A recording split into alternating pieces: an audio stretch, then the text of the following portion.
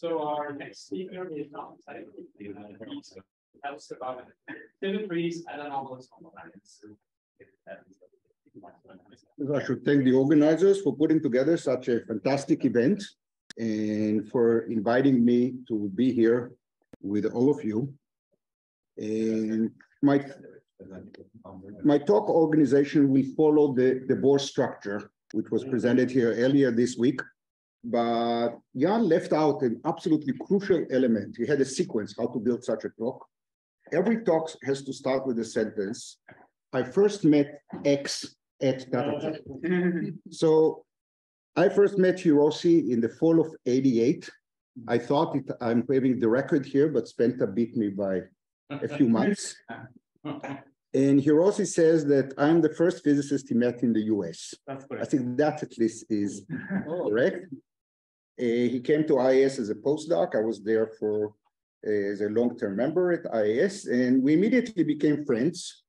And over the years, the friendship became stronger and deeper. And we have a special bond between us. He knows where I'm going. Hiroshi literally saved my life. And he took me to a hospital in Kyoto. It was quite a surreal event. And I'm enormously grateful. And in many cultures, this creates a special bonding. So we have that.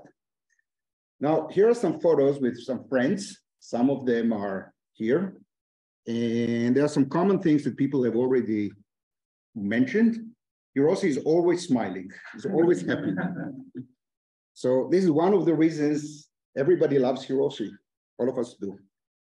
And in all these events, as you can see, there's always good food, good views.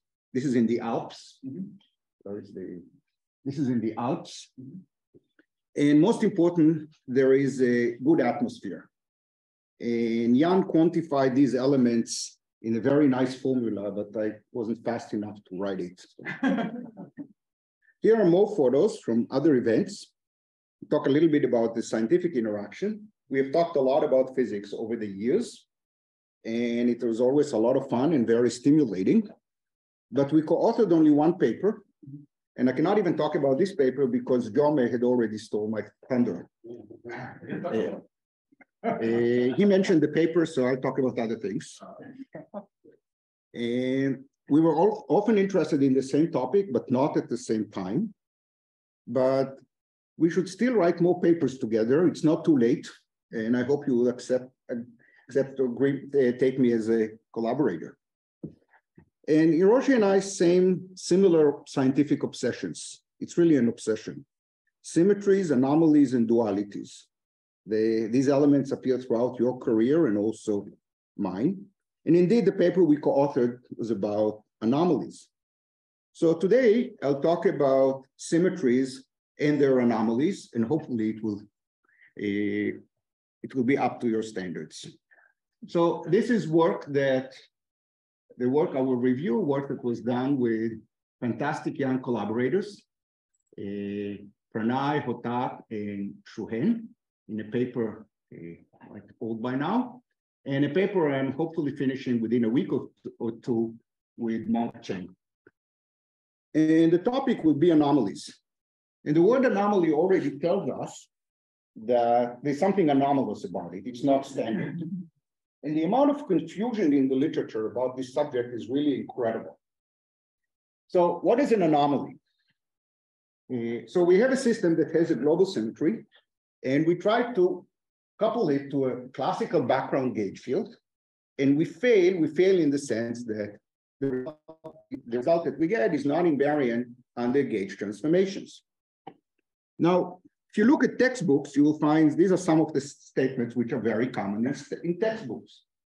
Anomalies have something to do with fermions. If you don't have fermions, you don't have anomalies. Also, they come from divergences. When I learned about anomalies, there was a divergence in the loop. You have to regularize the divergence, and depending on how you regularize it, you get different answers, and hence the anomaly. Implicit in that is that you need to have an infinite number of degrees of freedom in order to have an anomaly. In fact, some systems that have anomalies, I'm talking about the Tuft anomalies, the statement that I often hear is that the system has to be regularized, because in quantum field theory, everything has to be regularized. And when we regularize the system, we necessarily break the symmetry. And that's why there is an anomaly. The regularized symmetry the regularized problem should not have anomalies. Now, these are everything I said so far is wrong. All these are misconceptions, mostly in the high energy physics. But we are not alone. There are also condensed matter physicists who are interested in anomalies. And there you often find the statement that anomalies signal an inconsistency of the theory. The theory makes sense only when it is on the boundary of an SPT phase. I did not make it up. This is a very common point of view in the literature, and it's also false. So let me demonstrate these things in simple examples. So the simplest example of an anomaly that I know of is a two-level system. These days it's called a qubit, but historically it's known as a two-level system with a vanishing Hamiltonian. So what's the global symmetry of this system? So one guess is U2, because we can rotate between the two states. If you're more sophisticated, say the U1 doesn't matter, and therefore the symmetry is SU2, but the correct answer is SO3. The symmetry, the operators are 2 by 2 matrices. They act on this qubit. And the symmetry that acts on them is SO3, because symmetries act on operators by conjugation while acting on the states linearly. And therefore, the operators are in a linear representation of the global symmetry group, but the Hilbert space is in the projective representation of the symmetry group. This point is not original to me. It's almost 100 years old, goes back to Wigner. So Wigner knew about anomalies, at least in this particular context, the simplest one. And since the Hilbert space is in the projective representation of the global symmetry, we cannot couple the system to an SO3 gauge field. Notice that there is no need for an infinite number of degrees of freedom, no need for divergences. You can think of this system as a system of one fermion, so I'm not saying that there is no need for fermions, because the qubit can be thought of as one creation, one annihilation operator acting there. And clearly there is no need for a bulk. This is completely trivial. So when I presented that model to some people who at the other idea said, yeah, because this is quantum mechanics, this is too trivial. Let's discuss quantum field theory. In quantum field theory, you will see that all these prejudice that we discussed is true. So let's move to quantum field theory. And I'm going to 1 + 1 dimensions. And this is the most studied field theory there is. It's the compact boson, a free-field theory compact boson. And it has two global symmetries with conserved net occurrence. These are the net occurrence. In high energy physics, the first is called charge and the other is called vorticity. Sorry, in condensed matter physics, they are charge and vorticity. In high energy physics, they're called momentum and winding. But whatever they are, these are two net occurrence. And phi is circle valued. Phi is identified with phi + 2 pi. So we have two U1s. The charges between them commute. So the symmetry group is U1 times U1, U1 of momentum times U1 of winding. However, the currents do not commute. The fact that the currents do not commute was known already to Schwinger. There is a Schwinger term on the right-hand side, and it singles the anomaly. The word divergence did not appear in this presentation. This has nothing to do with divergences, nor does a bulk and SPT and all that. That's just not there. So that's an example. And one consequence, one more modern consequence of these commutation relations is that the system has defects, topological defects, and they carry fractional charges. And I'll talk about that later in the talk. The model also has other interesting features. It has exact self-duality that maps beta to 1 over beta, or in the string theory convention, R to 1 over R, and it swaps the two symmetries. So the momentum and winding symmetries are swapped as we perform this T-duality transformation. Now let's regularize the system. So we want to put it on the lattice, and now we follow the dogma. The dogma says that when you regularize this system, the momentum symmetry is preserved, the winding symmetry is not preserved on the lattice, and therefore we shouldn't be surprised that there is an anomaly between momentum and winding, because you cannot regularize the winding symmetry on the lattice. So let's do that. So we go to the lattice. There's a long history to this model. It's known as the XY model. This is not the first paper on the subject, but this is the most significant. So we have a Euclidean space-time lattice. So we are in 1+1 dimensions. So now we're going Euclidean space to 2 Euclidean dimensions. This is the action, phi circle-valued field residing on the sites. And on every link, we calculate delta phi and a cosine, and that's the action. Lattice is finite, everything is finite. And this is the system. And I learned that condensed matter people prefer to work in a Hamiltonian formulation rather than a Lagrangian formulation. So let me give also the Hamiltonian. We have a one-dimensional lattice, and it has L sites. At every site, I have a circle value coordinate phi and the conjugate momentum p. And this is the Hamiltonian. I sum the p square at the various sites. And on every link, I sum the potential, which is cosine delta phi. So this is the Hamiltonian. Everything is finite. Everything is well-defined. And this system indeed has only the momentum symmetry, and there is no winding symmetry.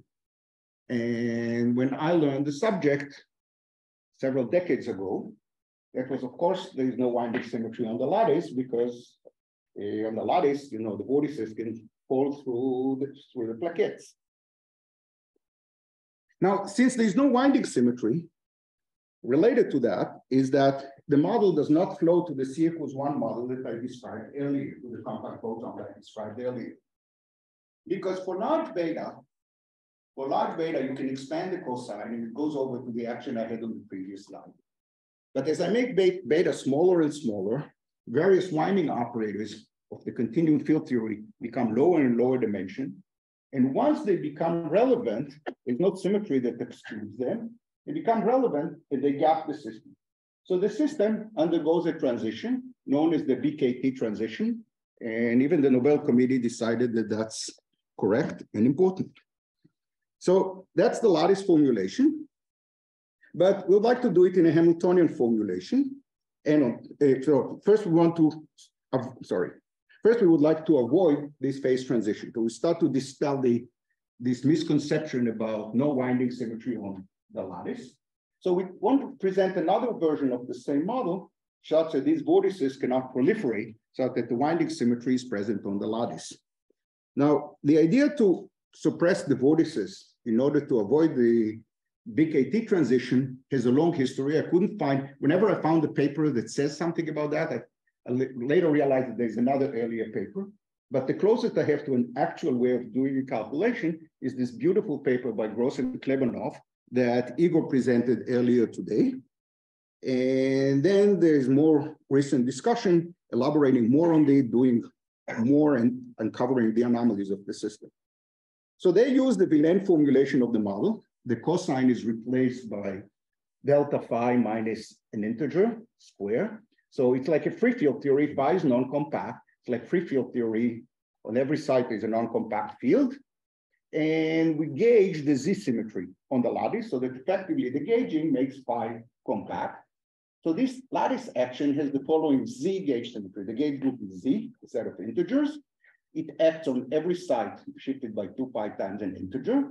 And in order to make the action invariant, the gauge fields on the links, which are integers, are shifted by delta mu, and you can check that this is a symmetry of the action. Now, in order to suppress the vortices, Gross and Klebanov said, let's constrain the gauge field N not to be a random set of integers on the links, but those that satisfy this equation. So this gauge field, this Z gauge field is flat on the lattice. And then you can show, I'm not going to do it in detail, that first both the momentum and the winding exist. The model is exactly T-dual already on the lattice. And we can study the anomaly on the lattice. And you can find a lot of properties on the lattice. So I was very happy about that. And we used it in various contexts. And I gave talk to condensed matter people, including some distinguished ones. And they all said, yeah, but can you do it in a Hamiltonian formulation? We are really interested in doing it in the Hamiltonian formulation. If you can't do it in a Hamiltonian formulation, you haven't done anything. So I'm going to do it in a Hamiltonian formulation now. So we want to go to the Hamiltonian formulation. So Kogut and Susskind told us in 75 how to take this gauge theory and go to the Hamiltonian. So we need to represent the Z gauge field of the Villain model. So we put integer gauge fields on the links, and we have to write a Hamiltonian. So before we had p squared, and we had here cosine. So the cosine is replaced by delta phi minus n. But now we also have to put the analog of the electric field square. But if the gauge field is an integer, the electric field is circle valued. So we have to put cosine E. And we have commutation relations that find P, which are real variables that were real before, satisfy standard commutation relations. And N and E are coordinate and momenta. They also satisfy standard commutation relations. And the only thing is that E is circle valued, and therefore N is quantized. So this is the Hamiltonian. And again, we should just analyze it. So first of all, we need to impose Gauss law. So N is the gauge field in the sense of the connection, and E is the conjugate variable. You can change what you mean by that. You can call E the gauge field, and minus N that would say that the gauge group is U1 rather than Z. Okay, so this Hamiltonian, as it stands, commutes with this operator at every site, and therefore we need to impose Gauss law. So this is the model, and this model has a BKT transition. So this is another way of formulating the same XY model that was studied by Kadanoff and company. And so this is just another way of writing it. And for large beta, it flows to the C equals 1 gapless model, but not at a finite beta. But Gross and Klebanov told us how to suppress the vortices. So all I have to do is translate it to this language. And here it's actually easier than for them. All I need to do is set this G to 0. Just go to recoupling in G. So when G is 0, I claim that this is the C equals 1 model on the nose, almost on the nose. This model doesn't have the vortices. So this is the model we're going to study. This is the Hamiltonian on the lattice. We have a finite lattice, L points with periodic boundary conditions. This is a well-defined Hamiltonian, and we impose Gauss law, which is this thing. So now we just follow a textbook. How do we analyze this model? Well, it has symmetries. The first symmetry is the sum over the charges, the momentum symmetry. It's the sum over the sites, Jm. M is for momentum. And the thing at every site, the momentum density, the momentum charge density is the momentum P, this P. So the sum of P's, it shifts the phi's by a constant. So this is the momentum symmetry. The winding symmetry is more interesting. It's the Wilson line of the gauge field. Normally, the Wilson line is not a conserved charge, but we suppressed an E square here. There's no electric field in the Lagrangian, and therefore, or the Hamiltonian, and therefore, the vector potential commutes with the Hamiltonian. So that's actually a symmetry. Now, I don't want to write N here, so this would be the sum over the N's, because it won't commute with Gauss law. And I would like to have charge density that commutes with Gauss law. So address it with delta phi. Notice that what I have is very similar to what we have in the continuum. We have a current, we have two currents, and the time component of the current, which is the charge density, is either the first term in the Hamiltonian or the second one. This is exactly what we have in the continuum. So these are the two charge densities, and now we can compute the commutator. So the two charges commute, but the commutators don't commute. We have a Schwinger term on the lattice, and they don't commute because the momentum from this does not commute with phi in this term. So there's a delta when they are in this order, minus delta when they are in the other order, which is the lattice version of the Schwinger term, which is delta prime. So this is satisfying. And you can show, I'm not going to do the algebra here, that this Hamiltonian system has exact T-duality on the lattice. The compact phi becomes the electric field, E, and N and P flip roles.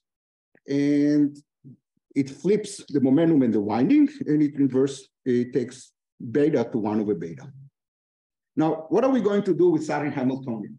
To study anomalies, we are interested in defects. So for every symmetry, we should put a defect. So this is the problem. And now we want to couple the system to classical background gauge field to study anomalies. right? The rule was you have a global symmetry, you couple the system to classical background gauge fields, and then you check for gauge invariance. Okay, so let's do that. And for simplicity, let the gauge fields be flat. So there are three synonymous ways of thinking about it. One is flat background gauge field. The second is twisted boundary conditions. And the third is topological defects. These are synonymous with each other. So this is the more abstract one. This is twisted boundary conditions are commonly used. And this is the more modern way of thinking about anomalies. So I'm going to take this lattice model and introduce defects in it. And the defect, then I'll just explore their properties. So I'm giving you the answer rather than motivating it. So we want a defect with the momentum symmetry. It's characterized by the real number, in fact, circle valued number, eta momentum. And the way to introduce it is to take one link in the Hamiltonian and replace this term with this term plus eta. So I just shift that by eta. And for the winding symmetry, I need a winding defect. And I pick one site. This is where the winding charge will be. And I just shift this P here to P plus eta. So that's all I need to do. Notice that this is quadratic, it's completely solvable. And even with the defects, it's completely solvable. This model is completely solvable on the lattice and even with the defects. But the defects, as you will soon see, are extremely interesting because of the anomaly. Now, the defects have to be topological defects. When I say the word topological. From the gauge field point of view, they characterize some holonomy of the gauge field. And the way we put the defect means that we trivialize the gauge field. The connection is zero everywhere, except at one point where we have a non-trivial transition function. Now, I can put the transition function at one point, and you might want to put transition at another point. They should describe the same physics. Now, the two Hamiltonians are not the same. The Hamiltonian depends on which site we shifted here. But fortunately, we can shift the defect, or we can shift the location of the transition function by using a unitary transformation. So the system is not the same, but the two systems are unitarily equivalent to each other. This is the statement that the defect is a topological defect. So I can use this Hamiltonian, or I can conjugate the Hamiltonian by saying unitary transformation, find another Hamiltonian and continue the time evolution, then I can conjugate it again.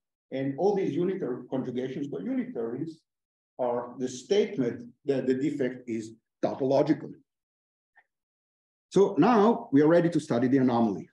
The anomaly, the way it's being done in modern terms. How much time do I still have? I'll go over time, that's fine. 7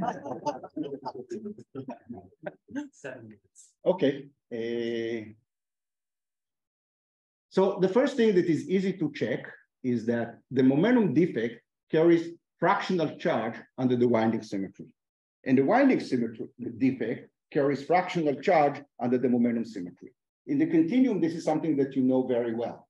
If you have twisted boundary conditions on the field, twisted by some amount, then the winding is fractional, because it doesn't go around an integer number of times, but it is shifted a little bit. Now we come from computing commutation relation, or finding the eigenvalues of these operators in this Fanny Hamiltonian.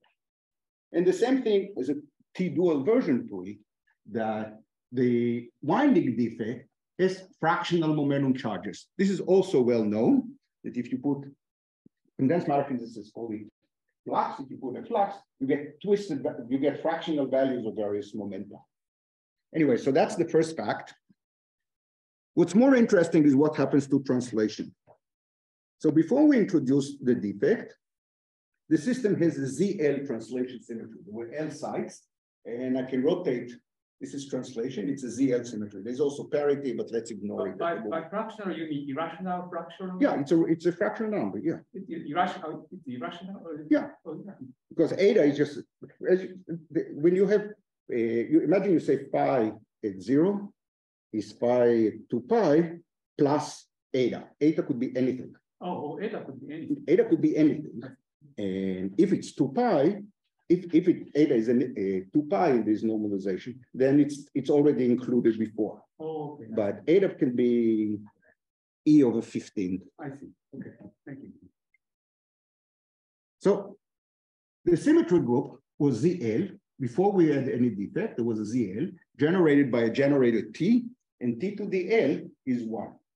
What happens after we introduce the defect? Now we no longer have translation symmetry, because at some point there's a defect. If I shift the system, the defect moves from here to here. So that's not a symmetry of the problem. But I told you that the defect is topological. So I can restore the defect back to where it was using a unitary transformation. So T is not a symmetry of the problem once I have the defect, but there's a new T that depends on, it's the old T times the unitary, which does commute with the Hamiltonian. So there's a new T that depends on the twists and the locations of the defects and all that, and it does commute with the Hamiltonian. Interestingly, it doesn't satisfy T to the L is 1.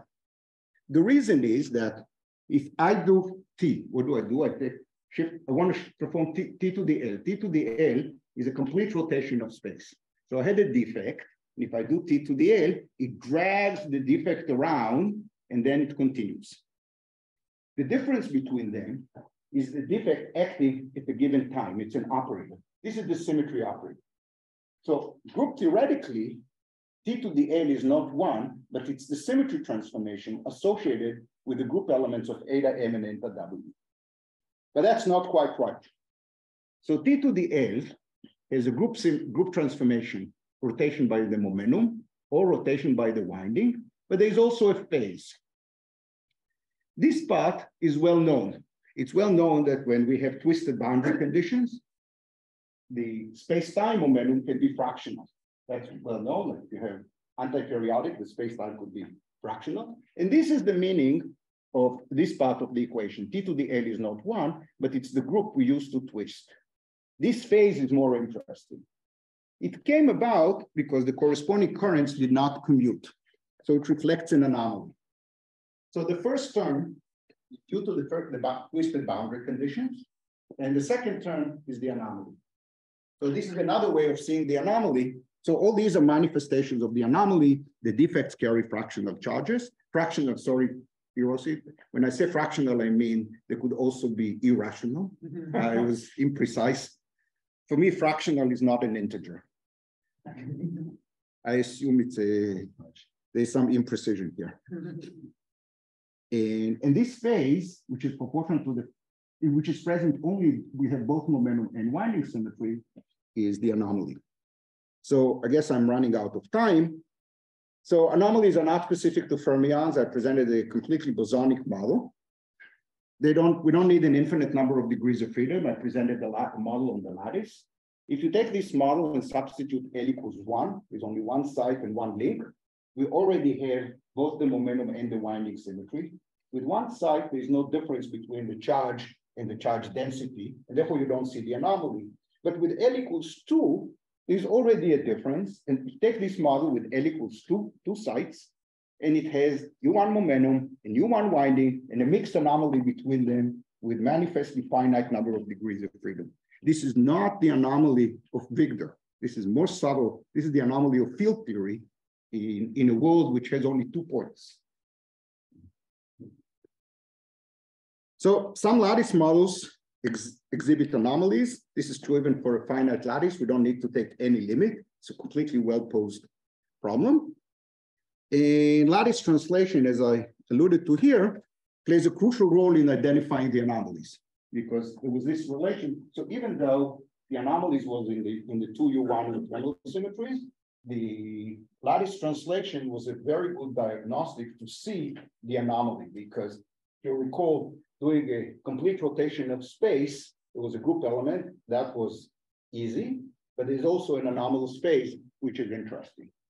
Now, this whole story of anomalies on the lattice is connected to huge number of problems of interest to condensed matter physics, which the paper will be out in a week or 2. We address in the paper, I pulled just one thing out for this talk, and there are lots of applications. So the Lipschutz-Mattis theorem and its various cousins and descendants can be phrased in this language of anomalies. There's a global symmetry, there are topological defects. How does the Hilbert space transform when we have these topological defects? Lattinger theorem and various filling constraints, which is another topic. That's actually very subtle. because there is no anomaly in the traditional sense in this case, although some people say there is, but there is a sense in which there is something anomalous about this system. So since I'm probably out of time, I have only one thing to say, that happy birthday, Hiroshi, and thank you for the wonderful friendship over all these years.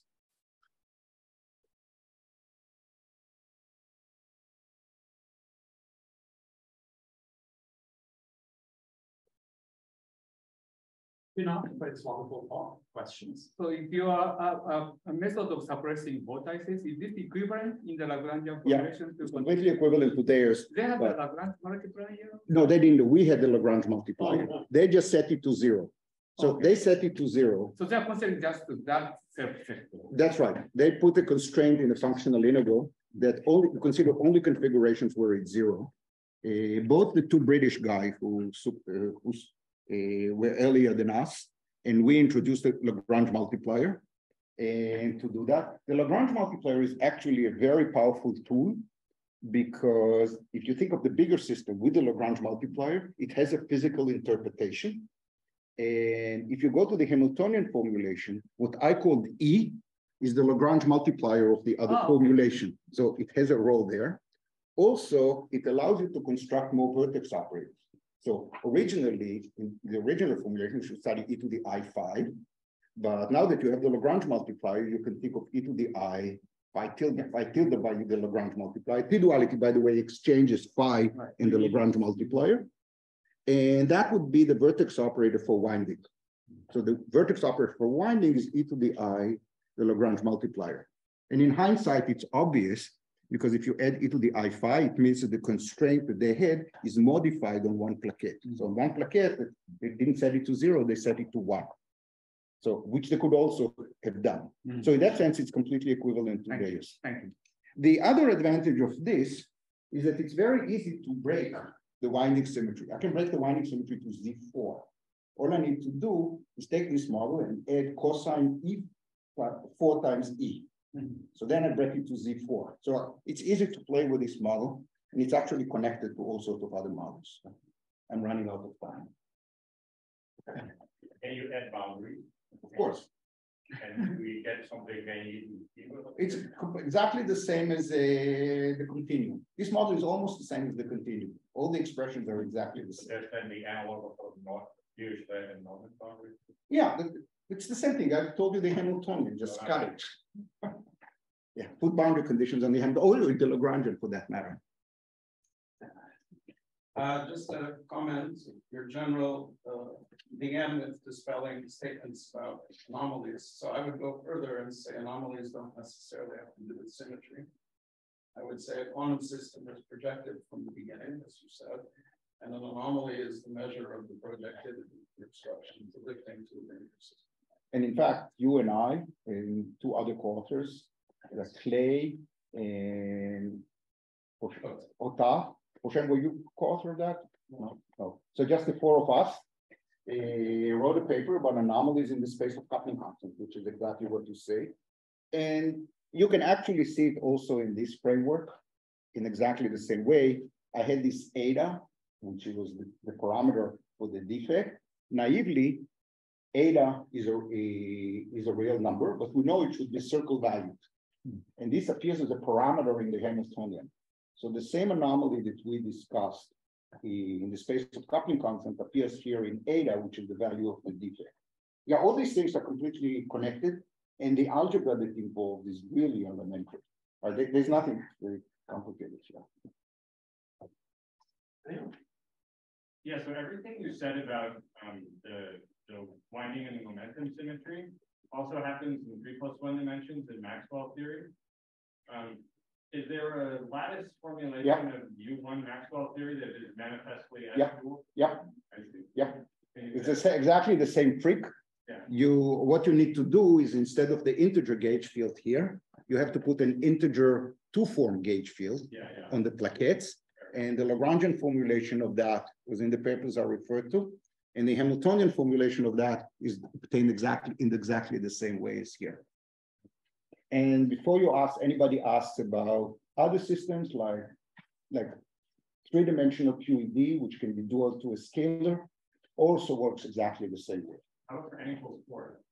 The supersymmetry on the lattice is solid, but that's a separate issue. That's not the Tuft anomaly. That's something else.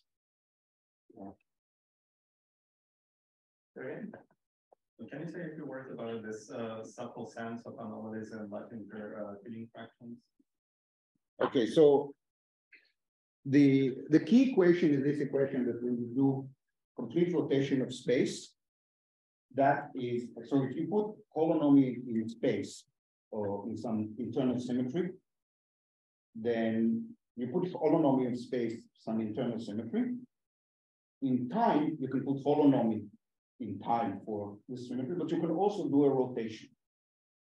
And there's some identification in the space of coupling constant, like complete rotation. If you the holonomy in space should be 2π periodic, because after we do 2π holonomy, it's the same as where we started. The same thing in time, and the same thing when we shift space by 2π, we haven't done anything. Right? This is the transformation tau goes to tau plus 1. However, the parameter space that I've just described is not T3. It's actually the Heisenberg manifold. The reason is that when I'm doing complete rotation of space, the holonomy in time is shifted by the holonomy in space, right? Because I have to go this way and that way. So that means that the holonomy in time is a non-trivial line bubble over is fibered non-trivially over the base, which is T2. But the partition function is a good function on that space. There's a subtle manifold that the partition function is a function of, but it is a function. There's no anomaly. And in fact, we know there's no mixed anomaly between U1 and translation. Now, so as far as this is concerned, this is not an anomaly. However, the point of interest in the application for Lagrangian is not this one, but it's the problem with fixed charge. Not with fixed chemical potential, not with fixed holonomy in time, but with fixed charge. How do you go from one to the other? You go to it's a Fourier transform, right? You just multiply the one with fixed holonomy by e to the I, the charge times the holonomy, and then you integrate over the holonomy, right? That's how you go from fixed charge to fixed twist. However, this integral is illegal. It's illegal because I told you that this circle that I want to integrate over is fibered non-trivially around the torus. So the solution is you don't even think about that, but that's what you do. You go to the covering space of the torus. Now you can do the integral, and then you bring it back. So the partition function is fixed charge, not a fixed holonomy, does have phases as we move around the space. And this is the phase that is relating to UV to the IR to get that. So it's not an anomaly in the standard sense. The partition function is a good function, but the partition function at fixed charge is a section of the line. So in view of time, maybe let's postpone questions. I'll explain. Okay, maybe one more. I wanted to ask about the relation of your model with some conventional condensed methods. You can suppress vortices, say by setting the fugacity to 0 for a single vortex. And there are interesting models like Ashwin Yudhishanov considered a model in 2+1 dimensions. So an two-dimensional lattice, the fugacity of the single vortex vanishes, but for the double or quadruple vortex, the fugacity is down here. It seems that in your model, you especially designed the Hamiltonian and said that the fugacity is for all vortices vanish, right? That's right. But I also said that I can introduce 4 vortices by writing cosine 4e. If I add cosine 4e, then 4 vortices are allowed, but 1 vortex is not allowed. My question is that the net matter, when one writes a Hamiltonian, it's usually assumed that it is a generic Hamiltonian, unless there are symmetry or other reasons to describe the parameters. How do you? Well, there is a symmetry. It's the winding symmetry. So I'm really following very religiously the Tuft dogma. Tuft told us we are allowed to fine-tune parameters left and right as long as this fine-tuning is controlled by a symmetry. In this case, everybody is happy to impose the momentum symmetry. But for some reason, the vorticity symmetry, people don't want to impose.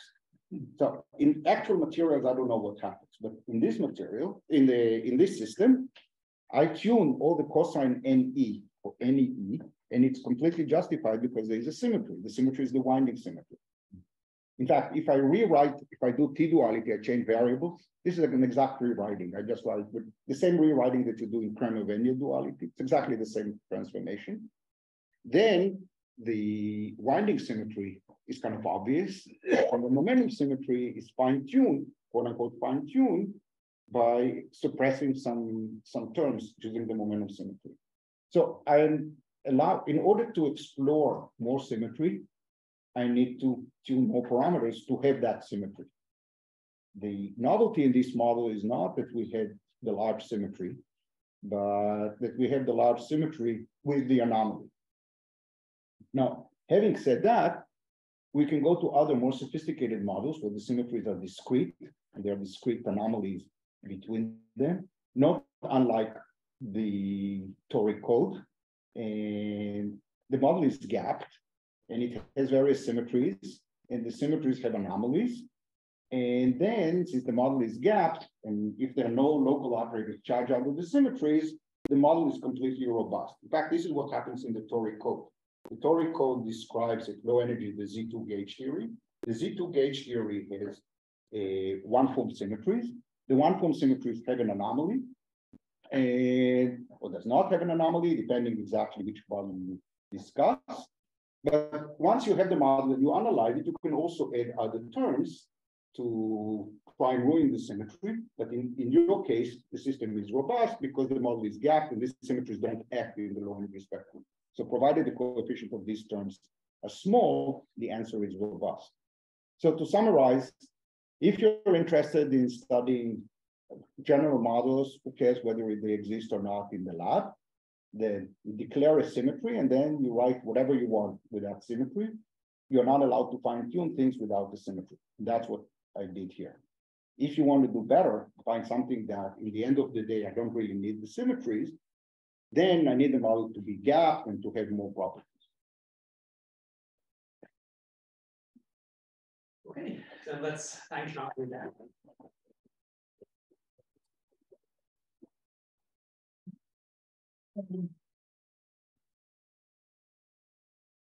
I'm going to delete it. Nice talk. Thank you. Thank you. Okay, so we can delete it. Yes. I don't want to leave any incriminating evidence. Where is the delete button here? Well, let's see. I think I can probably right click. There's no delete button in this. Delete. Could I delete it? Yeah. Okay. Yes. Then yes. Thank you. Yes. Question. How do you think the timing should work with the? Yeah. Let's see. Yeah. I mean, the break. We continue with Lattice, but then afterwards we can take a 10 or 20, 15 minutes break and then continue afterwards. That sounds good. Yeah. Sorry, what? Yeah, you have the full time, so don't worry.